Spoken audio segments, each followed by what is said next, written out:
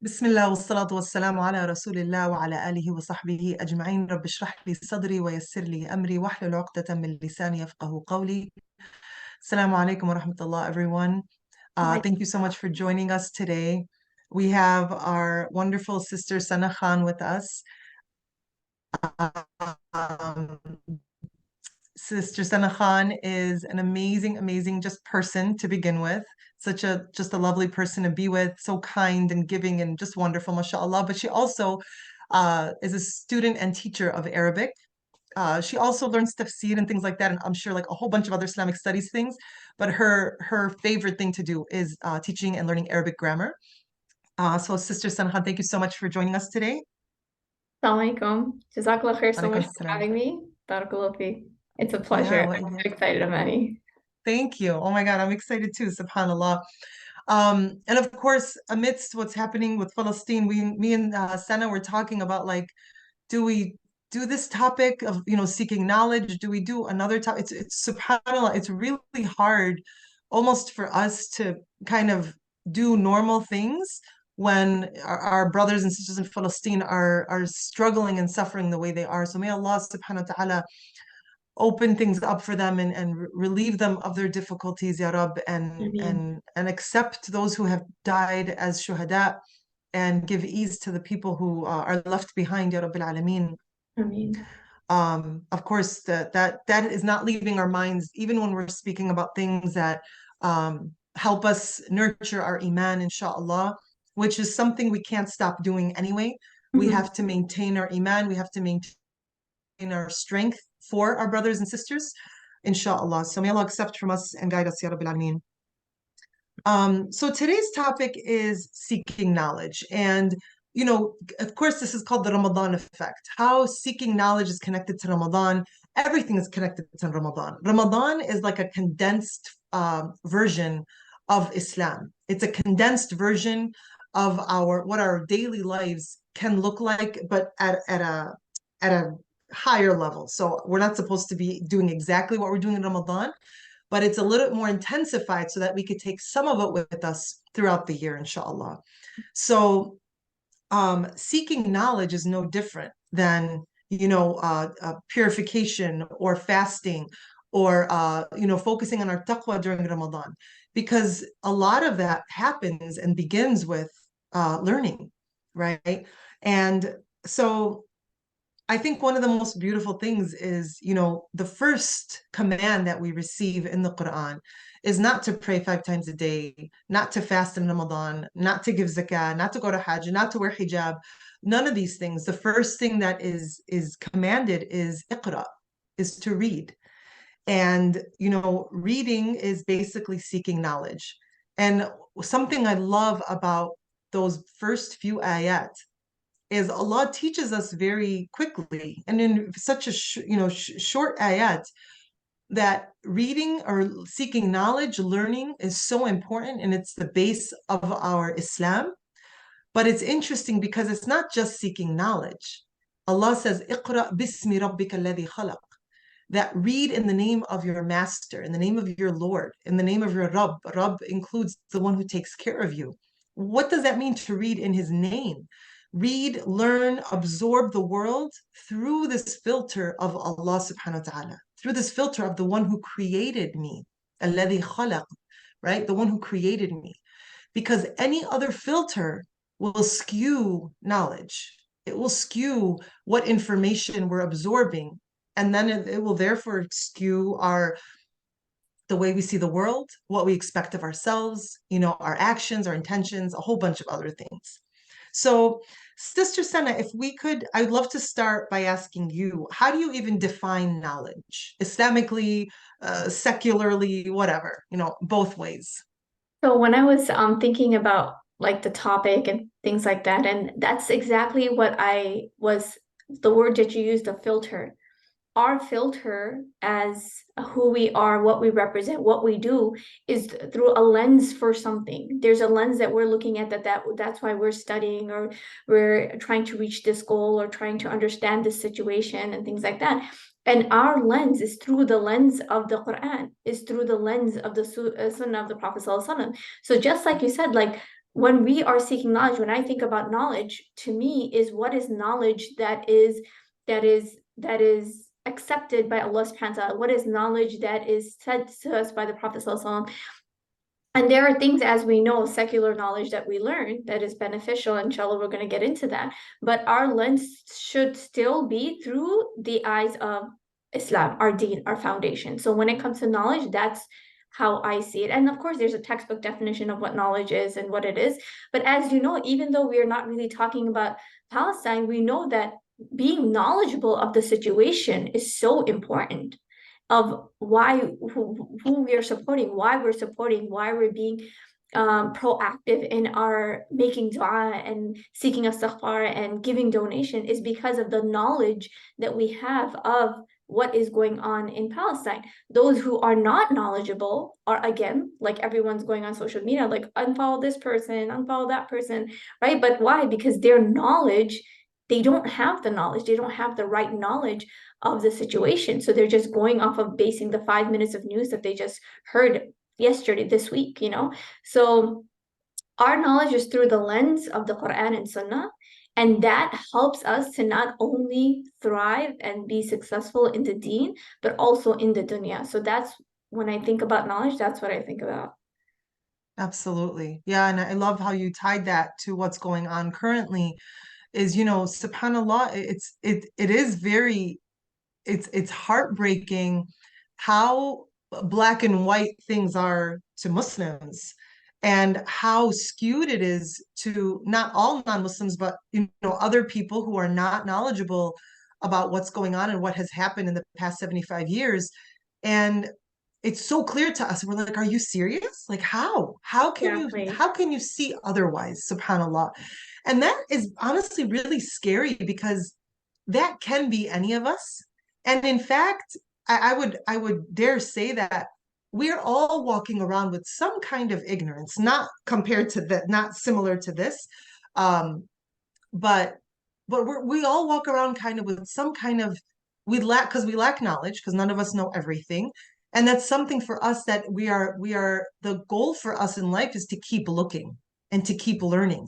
Because even in the ways that, for example, we interact with our families, we react to our families or other people, a lot of that is coming from prior knowledge in some form or lack of knowledge. And so subhanallah, like it can also become an emotional thing. That knowledge affects our emotional state and our emotional reactions to things. So subhanallah, there's different types of knowledge, and you touched on this a little bit. And I want to start with the most important type of knowledge, which is knowing Allah subhanahu wa ta'ala, right? We know like that when we were all of our souls were pulled from the back of Adam alayhi salam before any of us came to this earth. And Allah subhanahu wa ta'ala had every single soul that ever existed and that will ever exist stand before him. And Allah asks all of us, Alastu bi rabbikum? Am I not your Lord? Am I not your master?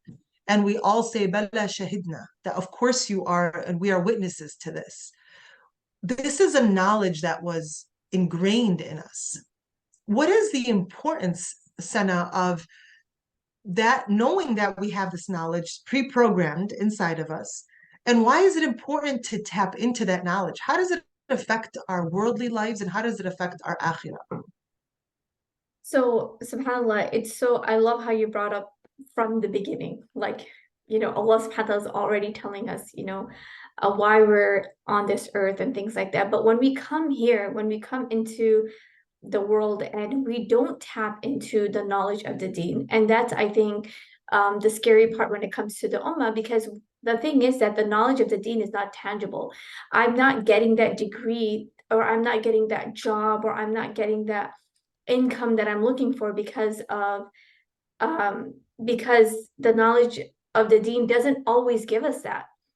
And that's why when we think about seeking knowledge and tapping into the knowledge of the deen, we have to go back to the seerah of the Prophet ﷺ. And if we think about Khadija radiallahu anha, she was one of the first people to accept Islam, but also she was the one of the first people who died before the hijrah, before the success of the Muslims, before the Muslims migrating to Medina. She died in a year of famine, and she did not witness anything amazing, quote unquote, what we think is, power and money and comfort. She went through sticking through the Prophet ﷺ and the deen, and being by his side, knowing that her goal is the akhirah.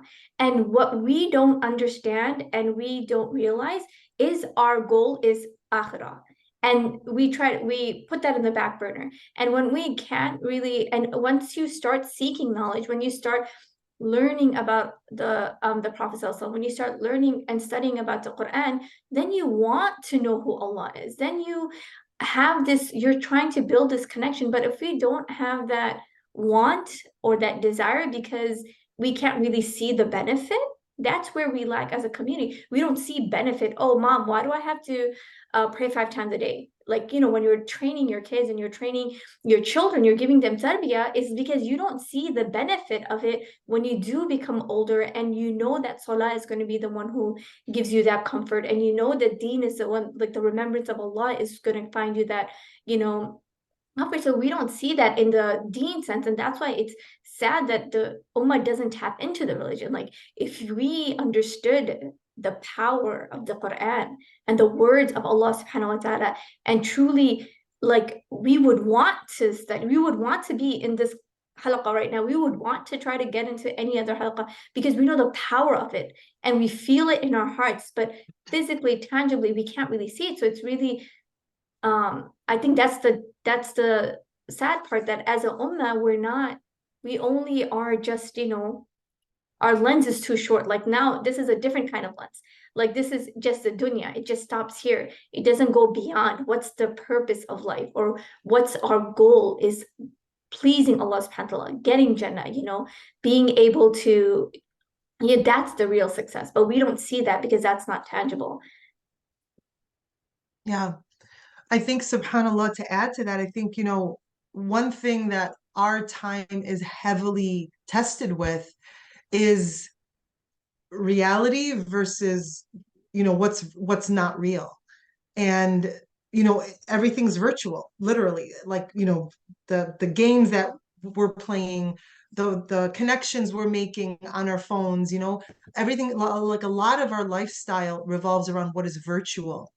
And I think that probably adds a challenge for us, to today's Muslim, to really be clear about what is real and what is not, and part of what is real is the reality of the akhirah, which maybe that's been watered down more and more with technology and with our, like, none of us, most of us are not farming or even planting. Like, I know, like, this year I gardened for the first time for real myself. Usually I'm like, mommy, how do you do it? Like, I have my mom do everything because I don't understand it.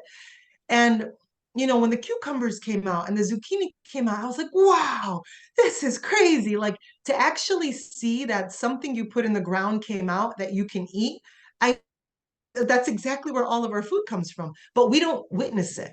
A lot of us don't experience it. Number one, because we're not planting in our backyards, but more so, most of us are not farmers anymore. Most of us are not, interacting with nature heavily.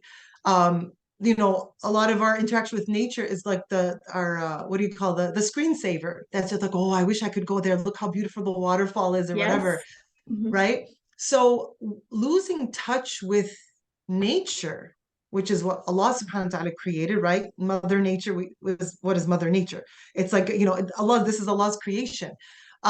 Losing touch with nature, touch with people physically, like, even as connected as we might be, it's still less than it was even in the 80s, um, and so that kind of experience, I think, also affects understanding reality.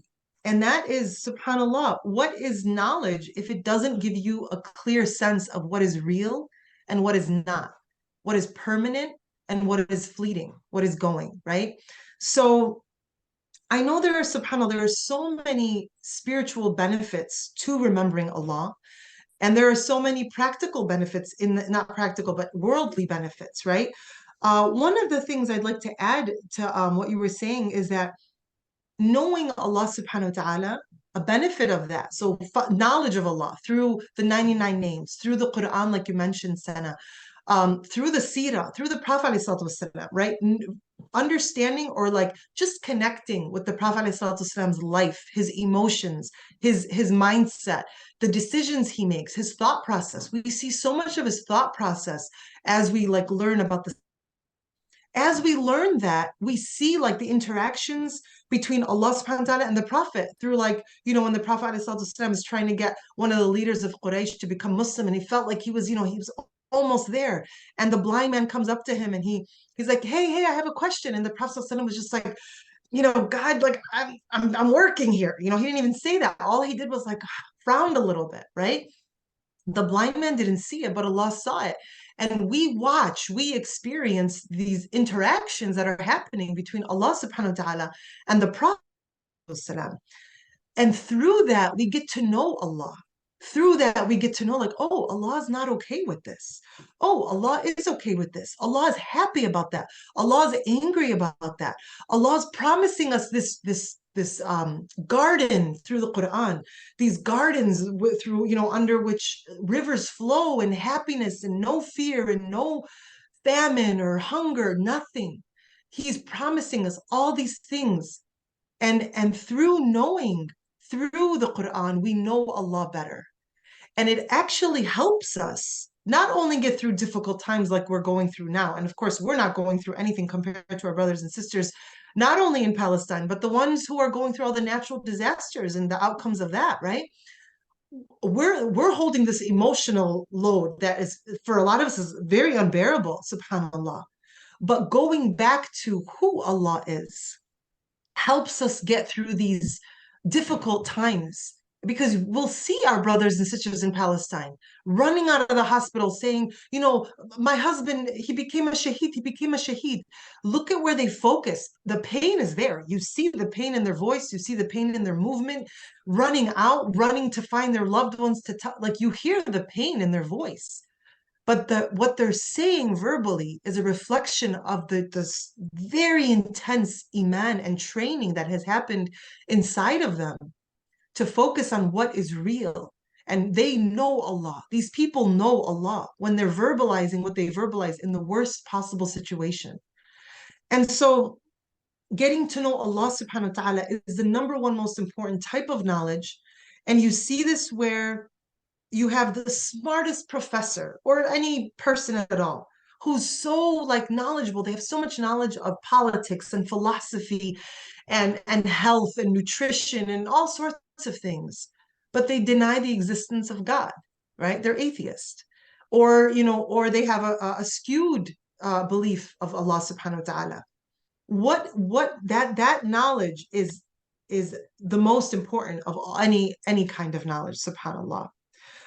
My next question that I kind of want to bring up here is knowing Allah subhanahu wa ta'ala leads us to knowing ourselves. Allah subhanahu wa ta'ala tells us in the Quran, أعوذ بالله من الشيطان الرجيم, ولا تكونوا كالذين نسوا الله فأنساهم أنفسهم. And don't be like those who have forgotten Allah subhanahu wa ta'ala. And Allah made it so that they forget themselves, right? Can you talk a little bit, Sana, about the connection between knowing Allah and having a strong sense of self-identity and knowing who you are? I think one of the things that even like the Quran, the way we have our salah and how we have Surah Fatiha, going into Surah Fatiha just by saying Bismillah ar-Rahman ar-Rahim, Alhamdulillahi Rabbil Alameen. Like praise and thanks is for Allah, the Lord of the world. The way Allah subhanahu wa ta'ala presents himself to us, telling us who are we even asking, who are we even setting this president, like this is Allah subhanahu wa ta'ala, Ar-Rahman Ar-Rahim, the most merciful, the especially merciful. And this is Surah Fatiha we're reading in Salah every single day, 17 times a day. And if we can sort of understand even the basics. Like I feel like the 38 juz, like the back of the 38 juz is like a character building kind of juz. Not only does it give you so much more confidence and comfort in like who Allah is, but it gives you as a person. And so starting off Surah Fatiha, when Allah subhanahu wa ta'ala chooses, like you said, knowing Allah is knowing through his attributes. When Allah subhanahu wa ta'ala is giving his two names are that are similar in Arabic, Ar-Rahman and Ar-Rahim, two kinds of mercies that Allah is doing, all of a sudden we have this confidence. It's confidence in if we are sinning, if we are doing something that is, it's hard for us to keep our salahs intact. It's hard for us to fast. It's hard for us to do these things. And we fall into what shaitan wants us to despair the mercy of Allah. And so what the Quran does, what Allah subhanahu wa ta'ala in Surah Fatiha especially, is constantly telling us, go back to Allah subhanahu wa ta'ala. Iyaka na'budu wa iyaka nasta'in.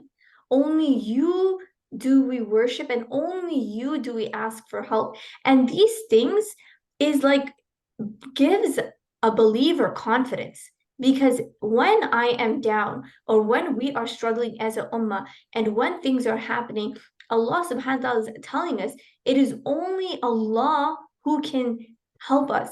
And even if you look at Surah Al-Fil, this is Abraha and his army coming in, attacking the Kaaba. They are, and this is something that you have thousands of people coming in and attacking, and you have a flock of birds coming and destroying an army.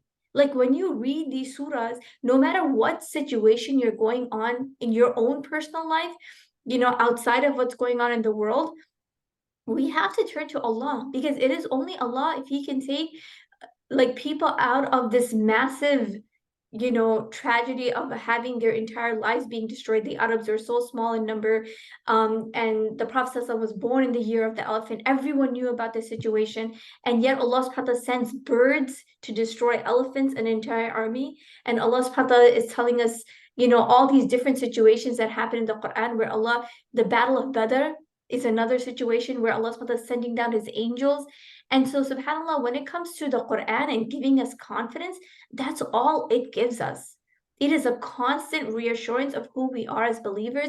It's a constant reassurance of we do not need to back down as a ummah. We do not need to back down as a Muslim woman, as a hijabi, we don't need to be afraid. What Islam only gives us is constantly, I feel like it's boosting our iman ego. Like, yeah, I'm Muslim and I'm proud of it. And I want people to know. And that's what the religion does for you when you start studying it. When you take that one step towards Allah subhanahu wa ta'ala, Allah subhanahu wa ta'ala will open the doors of comfort. And this comfort that we see is in our hearts. Your heart is what is content. Your heart is what needs to be stable. Your heart is where the emotions lie. And the deen and Islam and the Quran teaches us that.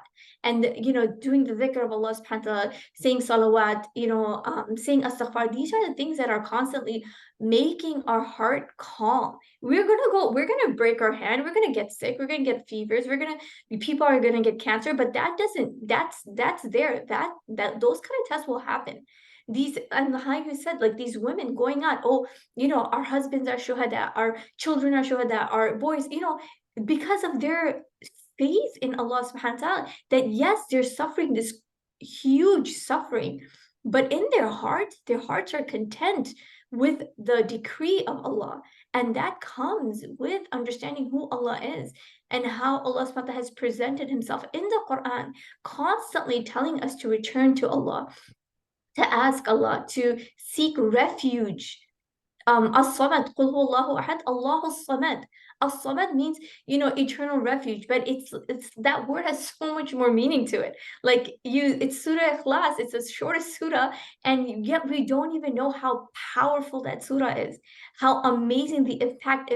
If I am turning to As-Samad, the one who I return to for anything, for any need I have, for whatever I need, then I should be comfortable. Like if things happen, I got into a car accident a couple of weeks ago, and alhamdulillah, I'm not trying to toot my own horn, but I said, Inna lillahi wa inna ilayhi raji'un, Allahumma jinni fi musibati, wa akhlif li fi khairin fiha. My kids, all three of them were in the back and stuff like that. And then I was just like, guys, if I die in a car accident, just have good hopes that inshallah mama's going to Jannah, or something. Like I was just telling them, these are the times when the affliction happens. What is on our tongue? Like, what are we saying? What is coming out? And if we're not training our minds and hearts, and may Allah accept it from us, inshallah, if we're not training our minds and hearts for that, then we're going to be devastated when things go wrong. Because of course like if something drastic happens, the Prophet ﷺ cried when his son passed away, but that does not mean that he wasn't content, yet he cried. He wasn't sad. He was sad when his wife Khadija passed, but that doesn't mean he didn't move on. That doesn't mean he just stopped his life. That doesn't mean that was it. Okay, now I can't do anything in life. We have to continue to move, and Allah subhanahu wa ta'ala gives us that when we are someone who are believers and we are seeking for beneficial knowledge of the Quran, knowledge of the Prophet ﷺ, and that helps us to do these things. I think I'm gonna end with that. I love that. SubhanAllah. And I love that you started with the Quran is, or Islam and the Quran is a confidence booster. Because, like there's like all sorts of articles about 10 ways to boost your confidence. And those are great. I have no problem with that. But 10 ways to boost your confidence, I'll give you like 30 ways to boost your confidence. Just at one, just at two, just at three. So subhanallah, I think that's beautiful, and I think that's such a beautiful way to approach the Quran when we're reading it is, Ya Allah, how can I boost my confidence? And then read Surah Al-Fatiha. How can I boost my confidence, Ya Allah? What reasons do I have to be confident? And there are so many as you read Quran, because not only does it set you up for success in the dunya, because it gives us, it lays out the way to live a beautiful worldly life, but it also sets us up, inshallah, for success in the akhirah. I want to share a hadith that is so beautiful about, being in search of knowledge. Meaning, and subhanAllah, that's the beautiful thing. The Prophet ﷺ says, seeking knowledge is an obligation on every Muslim. And I love that it's seeking. It's not absorbing, retaining, remembering everything you learn. It's not, there's no pressure. The only push is you're trying, which this is literally the theme of Islam. You get an A for effort, right? But sincere effort. You really have to try your best because wherever you're at, if you just do a little bit better, you're getting an A. Wherever you're at, it doesn't matter. Subhanallah. So seeking knowledge is an obligation on every Muslim. But subhanAllah, that means different things for different people. Not everyone is going to go to Egypt. Now, I mean, you don't have to go that far anymore, but, go to like, Texas and study at Qalam and be there for, however many years, which I'm drooling right now. I wish I could do that. But, not everyone can do that. And not everyone wants to do that. And that is okay, right? But everyone can seek knowledge in their own way and at their based on their abilities, based on their interests, based on what they're capable of, doing, the time they're able to spend doing something. So none of us have an excuse. And how do we know this? Because the Prophet ﷺ tells us in another hadith, بَلِّغُوا عَنِّي وَلَوْ آيَةً. Tell people about me, even if it's through just one ayah. And we all know at least one ayah. And if we're sharing, oh my God, did you know that Qul huwallahu ahad means this to our neighbor, to our sister, to our mom in a hangout? Any one little thing that we learn and we share it with other people, we've checked off بَلِّغُوا عَنِّي وَلَوْ آيَةً. We've checked off the Prophet ﷺ telling us, tell people about me, even if it's just about one verse of the Quran. So keeping in mind that we're all on different spiritual journeys, all under the same umbrella. So not like spiritual journeys where like, well, I don't think I have to pray. It's in my heart. No, we all have to pray. But some of us are praying 5 times a day. Some of us are struggling. That is your journey. And may Allah make wherever we're at on all of our journeys easy for all of us. Our goal is to cover the basics. After that, to keep building on those basics, inshallah. But again, in a way that's sustainable. There is no guilt involved in moving forward with where you're at, starting with where you're at. That's perfect, right? So the Prophet ﷺ tells us, whoever travels a path in search of knowledge, Allah will make easy for him or her a path to paradise. That is like subhanallah, like the spiritual unseen benefit, the thing that we're kind of the barakah that's involved there. And then it continues, the Prophet ﷺ says, people do not gather in the houses of Allah, reciting the book of Allah and studying it together, but that tranquility will descend upon them. Mercy will cover them, angels will surround them, and Allah will mention them to those near him. Sena, what comes to mind when you're listening to this hadith? I'd love to hear your thoughts. So, I can repeat it if you want me to. yeah, go ahead, please. Okay. So whoever travels a path in search of knowledge, Allah will make easy for him a path to paradise. People do not gather in the houses of Allah, reciting the book of Allah and studying it together, but that tranquility will descend upon them, mercy will cover them, angels will surround them, and Allah will mention them to those near him.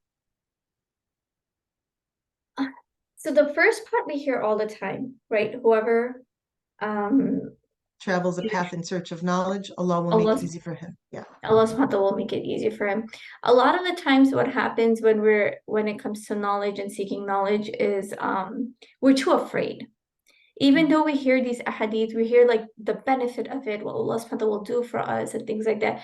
We're too afraid because we actually don't want to leave the sin that we're doing. We're like, well, how can I seek knowledge if I'm still doing this? Or how can I seek knowledge if I'm still doing this? I had one sister who I know she needs to learn how to read Quran and stuff. I'm like, oh, someone's starting a program here in our masjid. Why don't you go? She's like, oh no, I watch too much TV. I can't go. I'm like, well, what do you mean? She's like, no, but I just, like maybe she's on Netflix too long or whatever thing she thinks.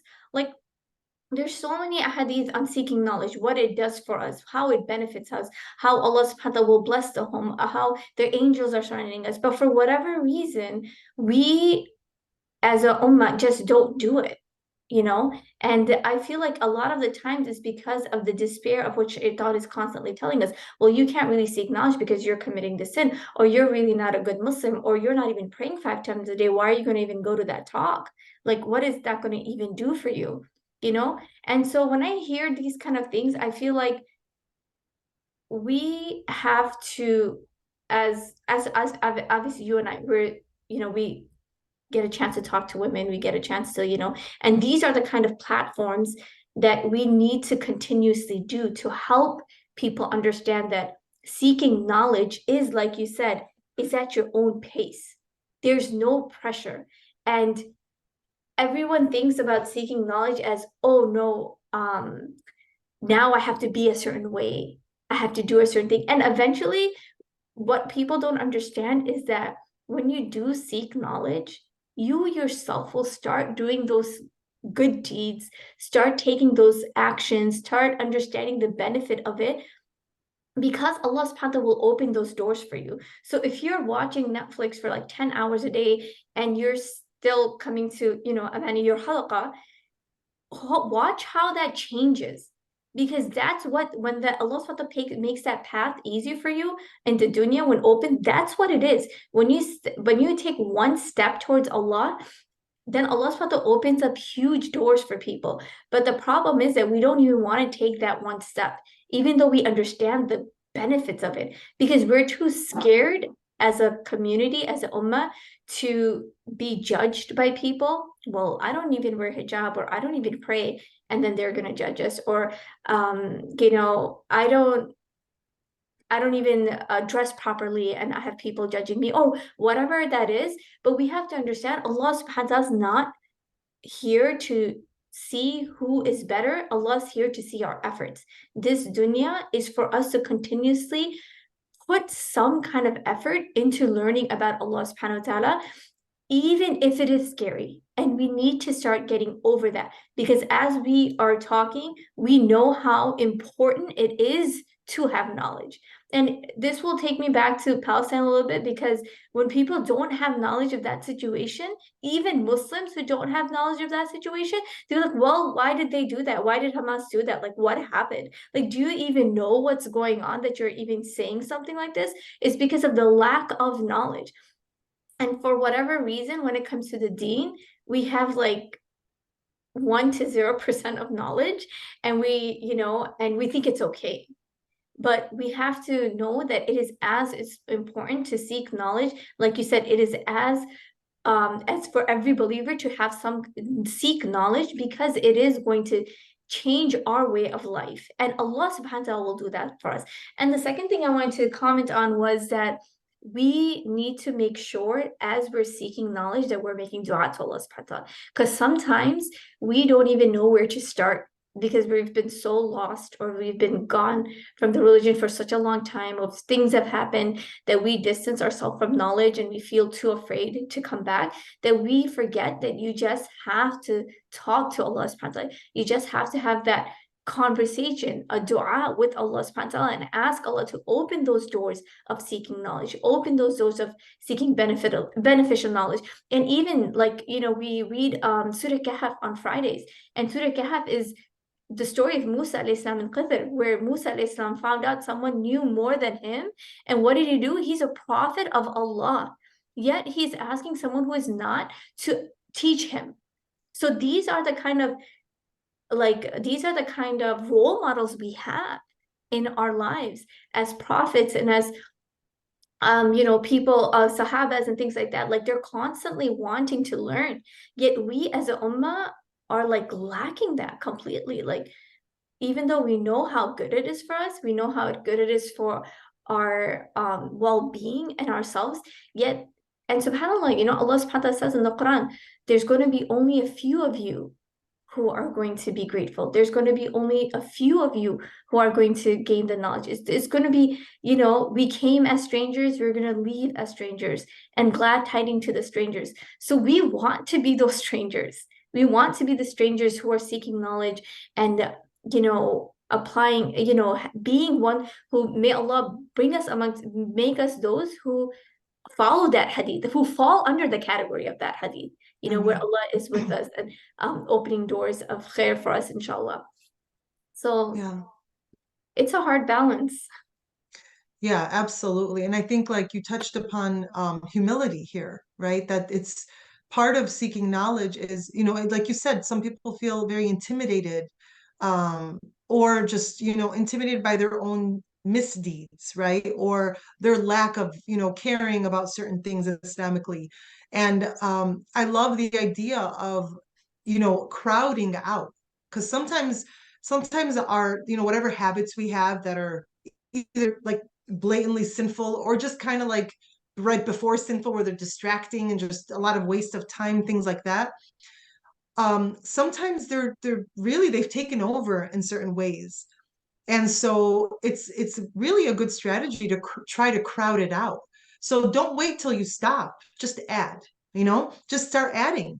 And like you were saying, Senna, that will inshallah affect change in you in terms of your internal, like what you even feel like doing. And then inshallah, it will start changing our actions, our intentions, our speech, all of these things, inshallah. I want to end with one final thought, and I'd love to get your thoughts on this, Senna. Um, so what is like what are some kind of practical steps people can take to make knowledge seeking easier for them, more accessible? What are different ways people can learn about Allah, about the world, in a way that would be pleasing, inshallah, to Allah subhanahu wa ta'ala? So first, I'm gonna start off with, first of all, make dua for yourself. Make dua that Allah subhanahu wa ta'ala makes you someone who is remembering Allah always, and who is, remembering the Prophet sallallahu alaihi wasallam, doing salawat. Like, ask Allah for help first. Especially if it's something that is hard for you to do, it's hard for you to stay consistent with. So making dua is number one. Number two, have something. We have so much knowledge out there, especially on YouTube. There's so many great series. If you're not someone who can sit through an hour of lectures, there's so much stuff out there that's so small. But I would start off personally is with anything to do with the Quran. So any small tafsir, any small thing that can connect you back to what is Allah subhanahu wa ta'ala talking about. We as a ummah haven't even read the Quran cover to cover in English. Forget Arabic, because English is something you can read, you can translate. Having the English translation next to you in your nightstand, right next to your phone, start reading the translation, see what Allah subhanahu wa ta'ala is talking about, see what Allah subhanahu wa ta'ala wants from us, get more familiar with who Allah is. Because if you love someone, you're going to want to do things for them. So try to start gaining that understanding of just simple things that you can have around your house that can, like the Quran, the translation of the Quran is very simple, it's very easy. Yet you can learn so much from just the translation and sitting back contemplating. Make it easy for yourself. Don't make it so difficult. And then I feel like as like every single person, inshallah, once you get past those things, is make dua, make sure you have something around, but be in a consistent halaqah once a week. Go somewhere. I mean, for women, we don't always have the luxury to go to Jummah. If you have, I mean, we don't have to. So sometimes that's also a thing that, okay, I don't really have to. But Jummah is a nice reminder. But for us, we need another halaqah. That's why there is a community that is so important, that's needed as a ummah.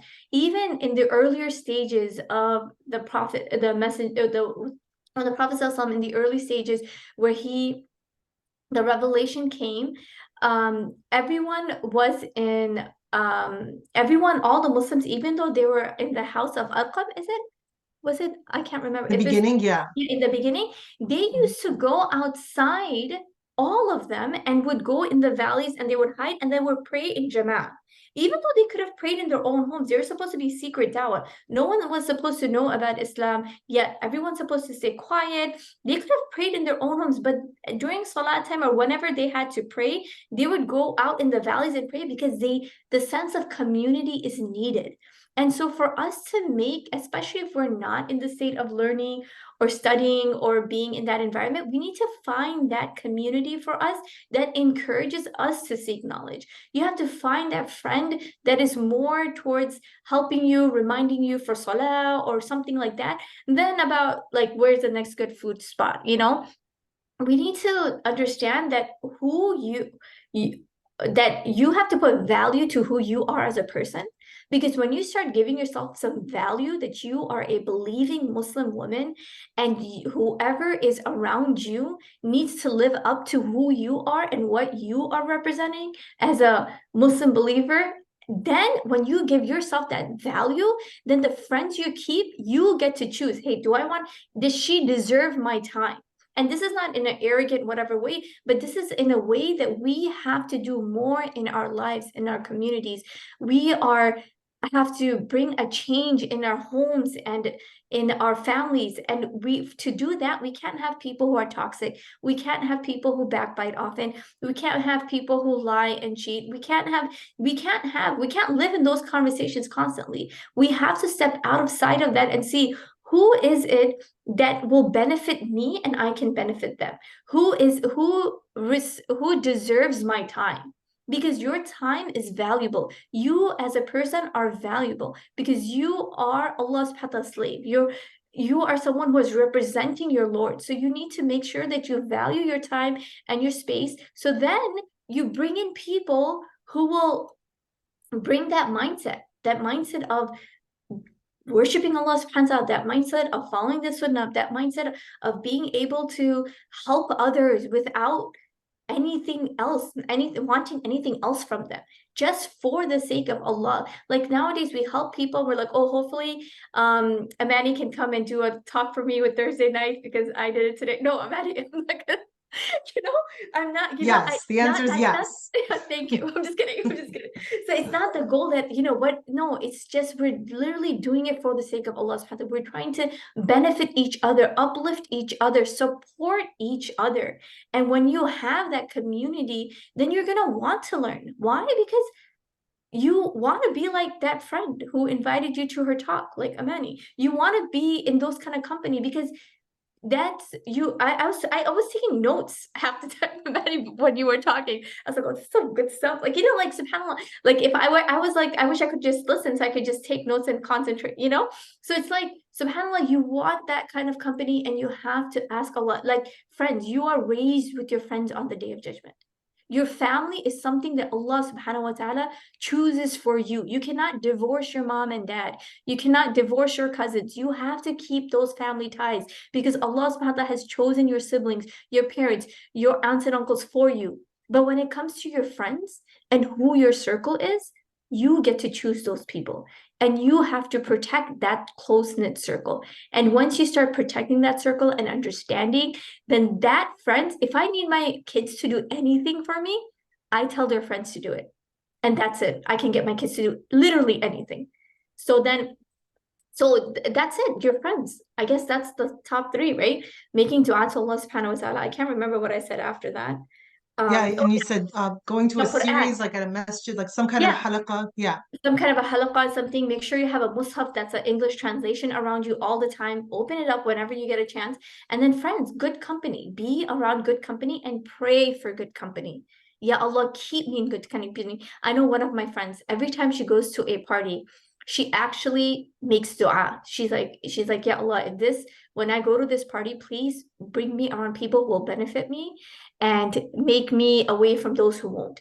Let me be in conversations that will be good for my deen and dunya because she knows what kind of environment she's getting into, family, not family, whatever, friends, whatever, but she knows what friends can, like, she can go start backbiting with or what friends she can actually benefit from, so she'll do that. Another friend, she does istikhara before she meets anyone. And I was just like, oh Wow. my God, so that means you did istikhara before you came saw me. I'm special. And we were just joking about it. But I was like, wow, extreme. But I'm just saying it's not extreme. It's just like we're just protecting ourselves. Like, why not? We are who Allah subhanahu wa ta'ala has made us, and we need to know who we're representing. We're representing our Lord. We're representing the Muslim Ummah. So we have to make sure that whoever is around us is someone who is, deserves our time. Yeah. I feel like women need to know that. Yeah. Amazing, mashallah. I love that. And I love subhanAllah how interesting, like just good company is honestly one of the solutions to anything Islamically. If you're trying to purify your heart, if you're trying to increase your taqwa, if you're trying to pray more, anything at all, even the Prophet ﷺ himself had companions, and we know he had BFFs. Like there was no secret about it. So subhanAllah, if the Prophet ﷺ needed a tribe, a group of people around him to support him, who are we not to need the same thing times 10? So subhanAllah, Jazakallah khair, Sana, this was so, وإياكي. so amazing. I really appreciate your time and your wisdom and your knowledge. May Allah help us to become seekers of knowledge till we die, Ya Rabbil Alameen, always learning. May we benefit may He teach us knowledge that is beneficial to us and guide us to make it easy for us to learn and for that learning to change us for the better and to make us better servants to Allah subhanahu wa ta'ala and serve others, inshallah. May Allah subhanahu wa ta'ala relieve our brothers and sisters in Palestine and all those around the world who are suffering in any way here, there, everywhere. May Allah subhanahu wa ta'ala replace their loss with something better and reward them for the difficulty that they're going through. May Allah subhanahu wa ta'ala guide our hearts and put ease and sakina in our hearts and heal us from our any health issues, emotional, physical, mental, spiritual, and guide us and allow us to arrive to Him safely, Ya Rabbil Alameen, and allow us to see reality for what it is, which is our dunya is leading us to our akhirah, and our dunya is a place to flourish through the lens of La ilaha illallah. And bi'idhnillah, that inshallah it leads us to having a peaceful grave and an easy day of judgment and entering the highest level of Jannah without hisab or adab. سبحانك اللهم وبحمدك نشهد أن لا إله إلا أنت نستغفرك ونتوب إليك. بسم الله الرحمن الرحيم والعصر إن الإنسان لفي خسر إلا الذين آمنوا وعملوا الصالحات وتواصوا بالحق وتواصوا بالصبر آمين. السلام عليكم. Walaikum assalam. Jazakallah khair, Mani. وإياك.